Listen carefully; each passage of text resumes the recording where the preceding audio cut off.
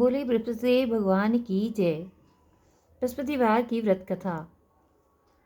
कथा से पहले हम गणेश जी महाराज जी का ध्यान करके उनकी कथा का श्रवण करेंगे। कथा सुनते समय अपने हाथ में चने की दाल रखें और भगवान को हल्दी या पीले चंदन का तिलक लगाएं।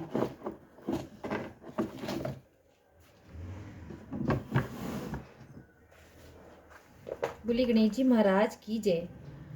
एक बार एक बुढ़िया थी। वह मिट्टी के गणेश जी की पूजा किया करती थी। रोज बनाती थी, रोज गल जाते थे। एक दिन बुढ़िया ने देखा कि एक सेठ का मकान बन रहा है। वह मिस्त्री के पास गई और बोली, भैया मेरा पत्थर का गणेश गढ़ दो।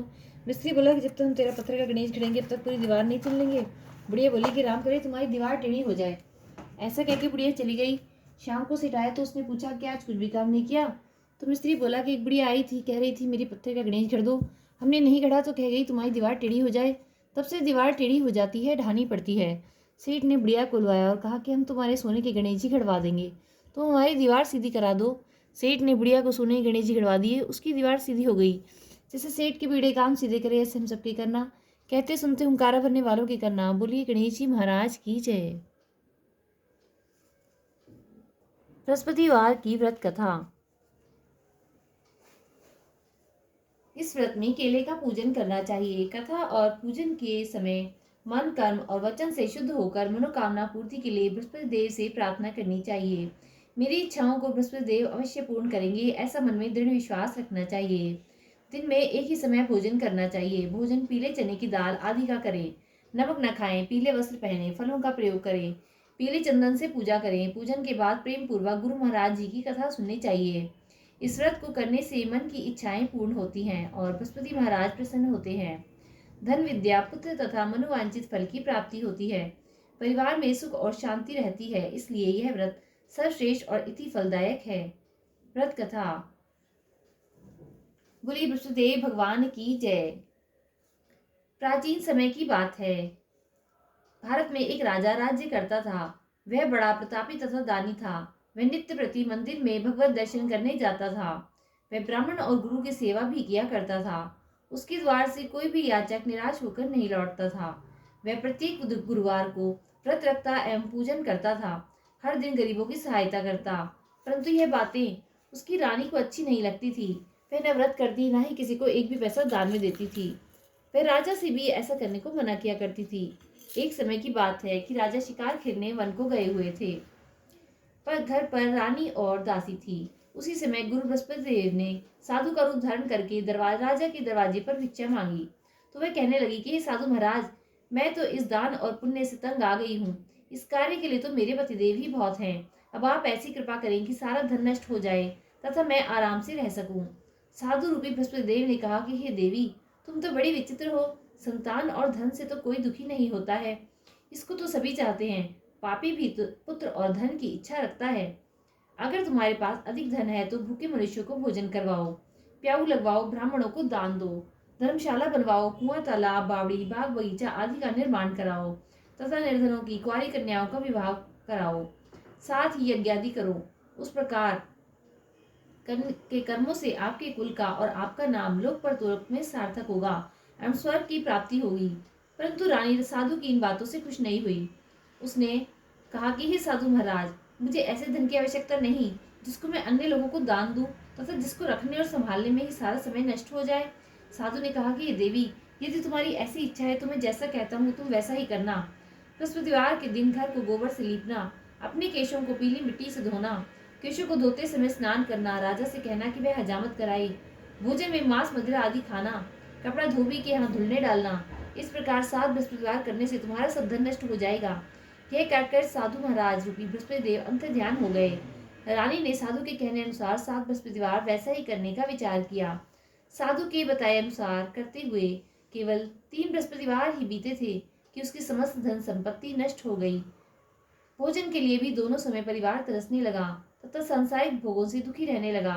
तब वह राजा रानी से कहने लगा कि रानी, तुम यहाँ पर रहो, मैं दूसरे देश को जाता हूँ, क्योंकि यहाँ पर मुझे सभी मनुष्य जानते हैं, इसलिए मैं यहाँ कोई कार्य नहीं कर सकता। देश चोरी प्रदेश भीख बराबर है। ऐसा कहकर राजा प्रदेश चला गया। वहाँ जंगल से लकड़ी काट कर लाता और शहर में बेचता। इस तरह जीवन व्यतीत करने लगा। इधर राजा के बिना रानी और दासियां दुखी रहने लगीं। किसी दिन भोजन मिलता और किसी दिन जल पीकर ही रह जाती। एक समय रानी और दासियों को 7 दिन बिना भोजन के व्यतीत हो गए। तो रानी ने अपनी दासी से कहा कि दासी जाओ, यहाँ पास ही के नगर में मेरी बहन रहती है, वह बड़ी धनवान है। तुम उसके पास जाओ और वहां से 5 सेर बेजर मांग कर ले आओ, जिससे कुछ समय के लिए गुजर हो जाएगी। दासी रानी की बहन के पास गई। रानी की बहन उस समय पूजा कर रही थी। बृहस्पतिवार का दिन था। दासी ने रानी की बहन से कहा कि रानी, मुझे आपकी बहन ने भेजा है, मुझे 5 सेर बेजा दे दो।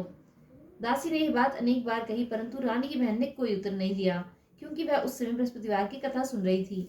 जब दासी को रानी की बहन से कोई उत्तर नहीं मिला तो वह बहुत दुखी हुई। उसे क्रोध भी आया।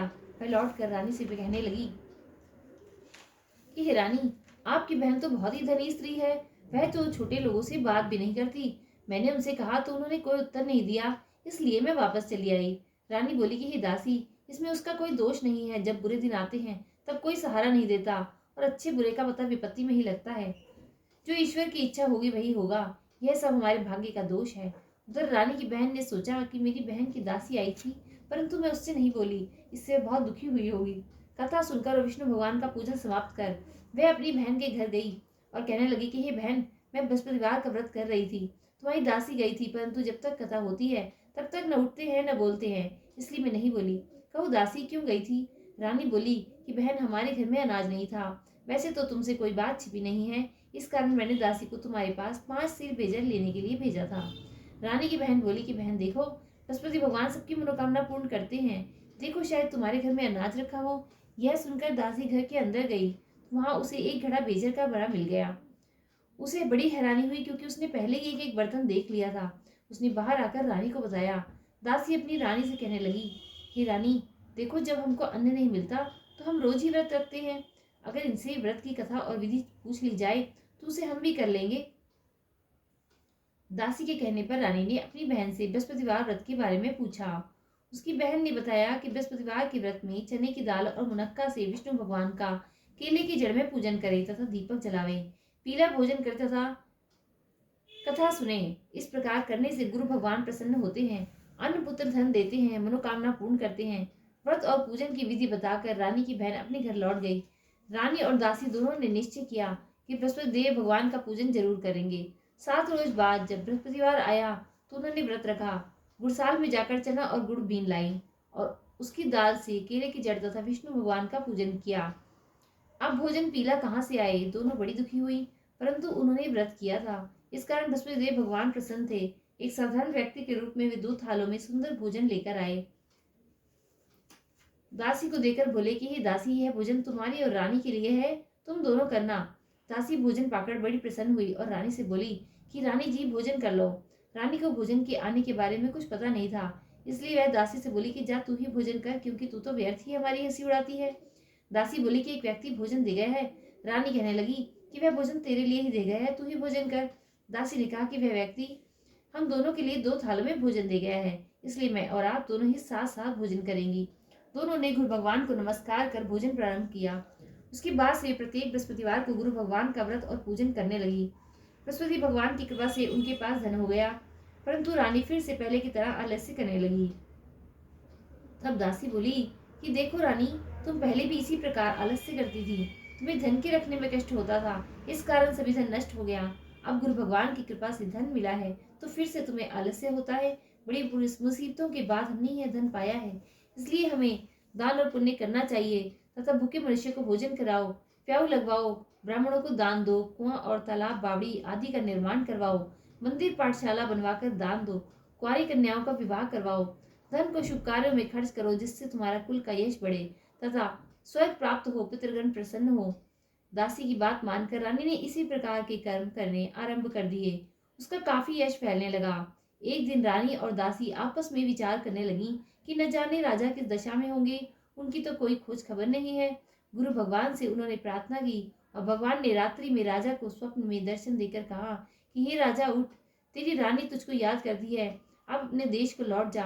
तो राजा प्रातःकाल उठा। वह विचार करने लगा कि स्त्री जाति खाने और पहनने की ही साथी होती है, पर भगवान की आज्ञा मानकर वह अपने घर नगर को चलने के लिए तैयार हुआ। जब राजा प्रदेश गया तो प्रदेश में बहुत दुखी रहने लगा। प्रतिदिन जंगल से लकड़ी बीन कर लाता और उसे शहर में बेचकर अपने दुखी जीवन को बड़ी कठिनता से व्यतीत करता था। एक दिन राजा दुखी हो अपनी पुरानी बातों को याद करके रोने लगा। उस जंगल में बृहस्पति देव एक साधु का रूप धारण करके आए और राजा के पास आकर बोले कि हे लक्कड़हारे, तुम इस सुनसान जंगल में किस चिंता में बैठे हो, मुझे बतलाओ। यह सुनकर राजा के नेत्रों में जल भर आया और साधु की वंदना कर बोला कि हे प्रभु, आप सब कुछ जानने वाले हैं। इतना कहकर राजा ने साधु को अपनी संपूर्ण कहानी सुना दी। महात्मा दयालु होते हैं। वे राजा से बोले, हे राजा, तुम्हारी पत्नी ने बृहस्पतिवार के प्रति अपराध किया था, जिसके कारण तुम्हारी यह दशा हुई। अब तुम किसी प्रकार की चिंता न करो, भगवान तुम्हें पहले से भी अधिक धन देंगे। देखो, तुम्हारी पत्नी ने बृहस्पतिवार के व्रत का रखना आरंभ कर दिया है। अब तुम भी बृहस्पतिवार का व्रत करके चने की दाल व गुड़ जल के लोटे में डालकर केले का पूजन करो, फिर कथा कहो या सुनो। भगवान तुम्हारी सब कामनाओं को पूरा करेंगे। साधु को प्रसन्न देखकर राजा बोला, हे प्रभु, लकड़ी बेचकर इतना पैसा नहीं बचता जिससे मैं भोजन करने के उपरांत कुछ बचा सकूं। मैंने रात्रि में अपनी रानी को व्याकुल देखा है। मेरे पास कोई साधन नहीं जिससे उसका समाचार जान सकूं। फिर मैं बृहस्पति देव की क्या कहानी कहूँ, यह तो मुझे कुछ भी मालूम नहीं है। साधु ने कहा, हे राजा, तुम किसी बात की चिंता मत करो। बृहस्पतिवार के दिन तुम रोजाना की तरह लकड़ियां लेकर शहर में जाओ। तुम्हें रोज से दुगना धन प्राप्त होगा, जिससे तुम भली भांति भोजन कर लोगे तथा बृहस्पति देव की पूजा का सामान भी आ जाएगा। बृहस्पति देव की कहानी निम्न प्रकार से है। बृहस्पति देव की कहानी। प्राचीन काल में एक बहुत ही निर्धन ब्राह्मण था। उसकी कोई संतान नहीं थी। वह नित्य पूजा पाठ किया करता, परंतु उसकी स्त्री बहुत मलिनता के साथ रहती थी। वह न स्नान करती और न ही किसी देवता का पूजन करती। प्रातःकाल उठते ही सर्वप्रथम भोजन करती, बाद में कोई अन्य कार्य करती थी। ब्राह्मण देवता बहुत दुखी रहते थे। पत्नी को बहुत कुछ समझाते, परंतु उसका कोई परिणाम न निकलता। भगवान की कृपा से ब्राह्मण की स्त्री के यहाँ कन्या उत्पन्न हुई। वह कन्या अपने पिता के घर में बड़ी होने लगी। वह बालिका प्रातःकाल स्नान करके भगवान विष्णु का जप करती, बृहस्पतिवार का व्रत भी करने लगी। पूजा पाठ समाप्त करके स्कूल जाती तो अपनी मुट्ठी में जौ भरकर ले जाती और पाठशाला के मार्ग में डालती जाती। वही जौ स्वर्ण के हो जाते तो लौटते समय उनको बीन कर घर ले आती। एक दिन वह बालिका सूप में उन सोने के जौ को साफ कर रही थी। तब उसकी माँ ने देख लिया और कहा, हे बेटी, सोने के जौ को फटकने के लिए सोने का सूप भी होना चाहिए। दूसरे दिन गुरुवार था। इस कन्या ने व्रत रखा और बसवे देव से प्रार्थना करके कहा, हे प्रभु, यदि मैंने आपकी पूजा सच्चे मन से की हो तो मुझे सोने का सूप दे दो। बसवे देव ने उसकी प्रार्थना स्वीकार कर ली। रोजाना की तरह वह कन्या जौ फैलाती हुई स्कूल चली गई। स्कूल से लौटकर जब वह जौ बीन रही थी तो बसवे देव की कृपा से उसे सोने का सूप मिला। उसे वह अंदर ले आई और उसमें जौ साफ करने लगी, परंतु उसकी माँ का वही ढंग रहा। एक दिन की बात है, वह कन्या सोने के सूप में जौ साफ कर रही थी। उस समय नगर का राजकुमार वहां से होकर निकला। इस कन्या के रूप और कार्य को देखकर वह उस कन्या पर मोहित हो गया। राजमहल आकर वह भोजन तथा जल त्याग कर उदास होकर लेट गया। राजा को जब राजकुमार द्वारा अन्न जल त्यागने का समाचार ज्ञात हुआ तो उसने अपने मंत्रियों के साथ वह अपने पुत्र के पास गए और बोले कि हे बेटा, तुम्हें किस बात का कष्ट है, किसने अपमान किया है अथवा कोई और कारण हो तो कहो, मुझे वही बताओ, मैं वही करूंगा जिससे तुम्हें प्रसन्नता हो। राजकुमार ने अपने पिता की बातें सुनी तो वह बोला कि मुझे आपकी कृपा से कोई दुख नहीं है, किसी ने भी मेरा अपमान नहीं किया है, परंतु मैं उस लड़की के साथ विवाह करना चाहता हूँ जो सोने के सूप में जौ साफ कर रही थी। यह सुनकर राजा आश्चर्य में पड़ गया और बोला कि हे बेटा, इस तरह की कन्या का पता तुम ही लगाओ, मैं उसके साथ तुम्हारा विवाह अवश्य ही करवा दूंगा। राजकुमार ने राजा को उस लड़की के घर का पता बतलाया। मंत्री उस लड़की के घर गया और राजा का उपदेश सुनाया। ब्राह्मण ने सुना और कुछ ही दिन बाद ब्राह्मण की कन्या का विवाह राजकुमार के साथ संपन्न हो गया। कन्या के घर से जाते ही उस ब्राह्मण देवता के घर में पहले की भांति गरीबी का निवास हो गया। अब भोजन के लिए भी अन्न बड़ी मुश्किल से मिलता था। एक दिन दुखी होकर ब्राह्मण देवता अपनी पुत्री से मिलने गए। बेटी ने पिता की दुखी अवस्था को देखा तो अपनी माँ का समाचार पूछा। ब्राह्मण ने सभी हाल कहा। कन्या ने बहुत सा धन देकर अपने पिता को विदा किया। इस तरह ब्राह्मण का कुछ समय सुखपूर्वक व्यतीत हो गया, लेकिन कुछ दिनों बाद फिर वही हाल हो गया। ब्राह्मण फिर अपनी कन्या के यहाँ गया और सभी हाल कहा तो पुत्री बोली, हे पिताजी, आप माता जी को यहाँ लिवा लाओ, मैं उन्हें विविधि बता दूंगी जिससे गरीबी दूर हो जाए। ब्राह्मण देवता अपनी स्त्री को लेकर राजमहल अपने पुत्री के पास पहुंचे तो पुत्री ने अपनी माँ को समझाया, हे माँ, तुम प्रातःकाल उठकर प्रथम स्नान आदि करके विष्णु भगवान का पूजन करो तो सब दरिद्रता दूर हो जाएगी। परंतु उसकी माँ ने उसकी एक भी बात नहीं मानी। वह प्रातःकाल उठकर अपनी पुत्री की जूठन खा लेती थी। एक दिन उसकी पुत्री को बहुत गुस्सा आया। उसने एक रात को एक कोठरी से सारा सामान निकाल दिया और अपनी माँ को उसमें बंद कर दिया। प्रातःकाल उसमें से निकालकर स्नान आदि करा के पूजा पाठ करवाया तो उसकी माँ की बुद्धि ठीक हो गई। इसके बाद वह नियम से पूजा पाठ करती तो प्रत्येक बृहस्पतिवार को व्रत रखने लगी। इस व्रत के प्रभाव से उसकी माँ भी बहुत धन्यवान और समझदार और पुत्रवती हो गई और बृहस्पतिदेव के प्रभाव से स्वर्ग को गई। इस तरह कहानी कहकर साधु देवता वहां से लोप हो गए। धीरे धीरे समय व्यतीत होने पर फिर बृहस्पतिवार का दिन आया। राजा जंगल से लकड़ी काटकर किसी शहर में बेचने गया। उसे उस दिन और दिनों से अधिक धन मिला। राजा ने चना गुड़ और पूजा का सामान लाकर बृहस्पतिवार का व्रत किया। उस दिन से उसके सभी क्लेश दूर हुए, परंतु जब अगला गुरुवार आया तो वह बृहस्पतिवार का व्रत करना भूल गया। इस कारण बृहस्पतिदेव भगवान नाराज हो गए। उस दिन उस नगर के राजा ने विशाल यज्ञ का आयोजन किया तथा अपने समस्त राज्य में घोषणा करवा दी कि कोई भी मनुष्य अपने घर में भोजन न बनाए और आग भी न जलाए। समस्त लोग मेरे यहाँ भोजन करने आवे। इस आज्ञा को जो न मानेगा उसको फांसी की सजा दी जाएगी। राजा की आज्ञा अनुसार राज्य के सभी वासी राजा के भोज में सम्मिलित हुए, लेकिन लक्कड़हारा कुछ देर से पहुंचा, इसलिए राजा उसको अपने साथ महल में ले गए। जब राजा लक्कड़हारे को भोजन करा रहे थे तो रानी की दृष्टि उस खूंटी पर पड़ी जिस पर उसका हार लटका हुआ था। उसने हार खूंटी पर लटका दिखाई नहीं दिया तो रानी को निश्चय ही हो गया कि मेरा हार इस लकड़हारे ने चुरा लिया है। उसी समय सैनिक बुलवाकर उसको जेल में डलवा दिया। जब लकड़हारा जेल खाने में गया तो बहुत दुखी होकर विचार करने लगा कि जाने कौन से पूर्व जन्म के कर्म से मुझे यह दुख प्राप्त हुआ है, और उसी साधु को याद करने लगा जो जंगल में मिला था। तत्काल बृहस्पतिदेव साधु के रूप में प्रकट हो गए और उसकी दशा को देखकर कहने लगे कि अरे मूर्ख, तूने बृहस्पतिदेव की कथा नहीं कही, इसी कारण तुझे दुख प्राप्त हुआ है। अब चिंता मत कर, बृहस्पतिवार के दिन जेल खाने के दरवाजे पर तुझे 4 पैसे पड़े मिलेंगे। उनसे तू बृहस्पतिदेव की पूजा करना तो तेरे सभी क्लेश दूर हो जाएंगे। अगले बृहस्पतिवार को उसके जेल के द्वार पर 4 पैसे पड़े मिले। राजा ने पूजा का सामान मंगवाकर कथा कही और प्रसाद बांटा। उसी रात्रि को बृहस्पतिदेव ने उस नगर के राजा को स्वप्न में कहा कि हे राजा, तूने जिस आदमी को जेल खाने में बंद किया है वह निर्दोष है, वह राजा है, उसे छोड़ देना। रानी का हार उसी खुटी पर लटका हुआ है। अगर तू ऐसा नहीं करेगा तो तेरे राज्य को मैं नष्ट कर दूंगा। राजा प्रातःकाल उठा और खुटी पर हार टंगा देखकर लकड़हारे को बुलाकर क्षमा मांगी तथा राजा को योग्य वस्त्र आभूषण भेंट कर उसे विदा किया। गुरुदेव की आज्ञा के अनुसार राजा अपने नगर को चल दिया। राजा जब नगर के निकट पहुंचा तो उसे बड़ा ही आश्चर्य हुआ। नगर में पहले से अधिक बाग, तालाब और कुएं तथा बहुत सी धर्मशालाएं, मंदिर आदि बने हुए थे। राजा ने पूछा कि यह सब किसका बाग और धर्मशाला है। तब नगर के लोग कहने लगे कि यह सब रानी और दासी के द्वारा बनवाए गए हैं। राजा को आश्चर्य हुआ और गुस्सा भी आया। जब रानी ने यह खबर सुनी कि राजा आ रहे हैं तो उसने अपनी दासी से कहा, हे दासी, देख, राजा हमको कितनी बुरी हालत में छोड़ गए थे। वह हमारी ऐसी हालत देखकर लौट ना जाए, इसलिए तू दरवाजे पर खड़ी हो जा। राजा की आज्ञा अनुसार दासी दरवाजे पर खड़ी हो गई। जब राजा आए तो उन्हें अपने साथ महल में लिवा ले आई। जब राजा ने क्रोध करके रानी से पूछा, अपनी तलवार निकाली और पूछा कि बताओ यह धन तुम्हें कैसे प्राप्त हुआ। तब रानी ने बताया कि हमें यह सब धन बृहस्पतिदेव के प्रभाव से प्राप्त हुआ है। हमने बृहस्पतिदेव के व्रत किए थे, इसी से हमारे सब कष्ट दूर हुए हैं। राजा ने निश्चय किया कि 7 रोज बाद तो सभी बृहस्पतिवार का पूजन करते हैं, परंतु मैं रोजाना दिन में 3 बार कथा कहा करूंगा तथा रोज व्रत किया करूंगा। अब हर समय राजा के दुपट्टे में चने की दाल बंधी रहती तथा दिन में 3 बार कथा कहता। एक रोज राजा ने विचार किया कि चलो अपनी बहन के घर हो आओ।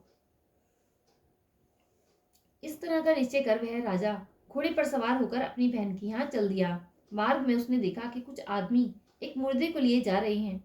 उसने रोक कर राजा ने कहा, अरे भाइयों, मेरी बृहस्पतिवार की कथा सुन लो। वे बोले कि लो, हमारा तो आदमी मर गया है, इसको अपनी कथा की पड़ी है। परंतु कुछ आदमी बोले कि अच्छा कहो, हम तुम्हारी कथा भी सुनेंगे। राजा ने दाल निकाली और कथा कहनी आरंभ कर दी। जब कथा आदि हुई तो मुर्दा हिलने लगा। जब कथा समाप्त हुई तो राम राम करके वह मुर्दा खड़ा हो गया। राजा आगे बढ़ा तो उसे चलते चलते शाम हो गई। आगे मार्ग में उसे एक किसान खेत में हल चलाता मिला। राजा उससे बोला कि अरे भैया, तुम मेरी बृहस्पतिवार की कथा सुन लो। किसान बोला कि जब तक मैं तेरी कथा सुनूंगा ना, तब तक 4 हरिया जोत लूंगा। जा अपनी कथा किसी और को सुनाना।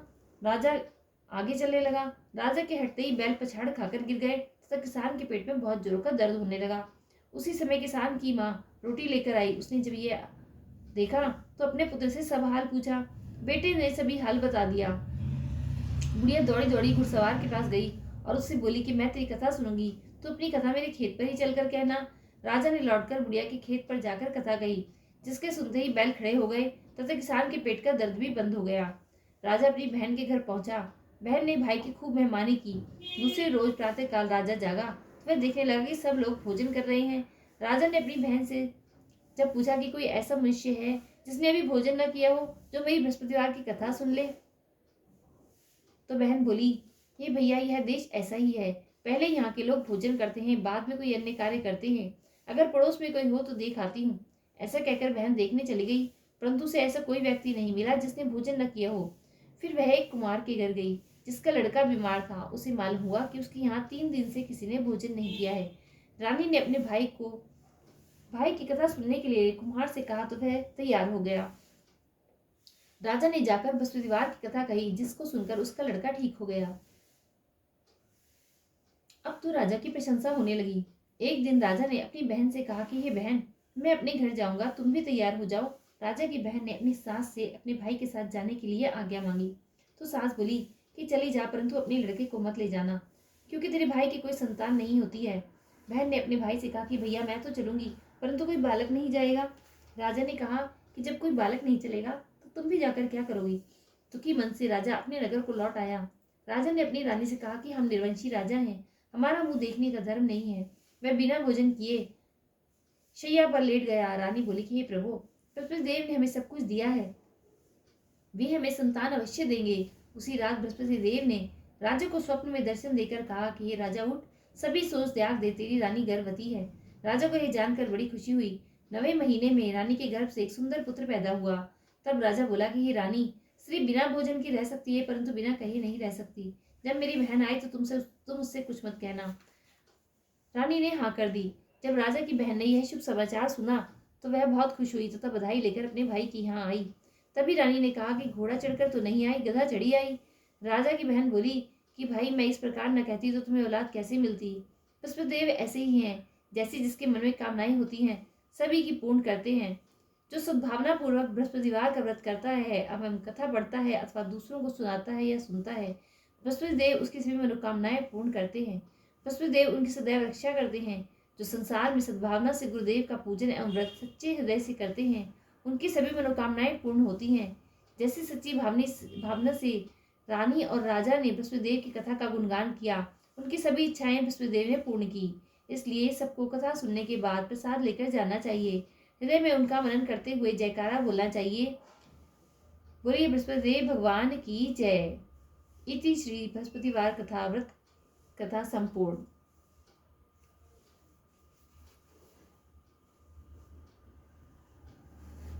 कथा सुनने के बाद बृहस्पतिदेव जी की आरती करेंगे। ओम जय बृहस्पति देवा, स्वामी जय बृहस्पति देवा। छिन छिन भोग लगाऊं, कदली फल मेवा। ओम जय बृहस्पति देवा। तुम पूर्ण परमात्मा, तुम अंतर्यामी, जगत पिता जगदीश्वर, तुम सबके स्वामी। ओम जय बृहस्पति देवा। चरणामृत निज निर्मल, सब पातक हरता। सकल मनोरथ दायक, कृपा करो भरता। ओम जय बृहस्पति देवा। तन मन धन अर्पण कर, जो कोई शरण पड़े, प्रभु प्रकट तब हो कर, आकर द्वार खड़े। ओम जय बृहस्पति देवा। दीन दयाल दयानिधि, भक्तन हितकारी, पाप दोष सब हरता, भव बंधन हारी। ओम जय बृहस्पति देवा। सकल मनोरथ दायक, सब संशय हारी, विषय विकार मिटाओ, संतन सुखकारी। ओम जय बृहस्पति देवा।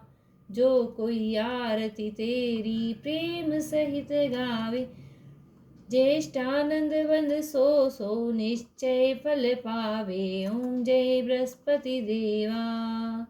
स्वामी जय बृहस्पति देवा। छिन छिन भोग लगाओ, कदली फल मेवा। ओम जय बृहस्पति देवा। बोलो विष्णु भगवान की जय। बोलो बृहस्पति देव भगवान की जय। बोलो लक्ष्मी माता की जय। कथा संपूर्ण हुई। यदि आपको वीडियो अच्छी लगे तो चैनल को लाइक और सब्सक्राइब जरूर करें और कमेंट में ओम नमो नारायणाय जरूर लिखें। जय श्री विष्णु। ओम नमो नारायणाय।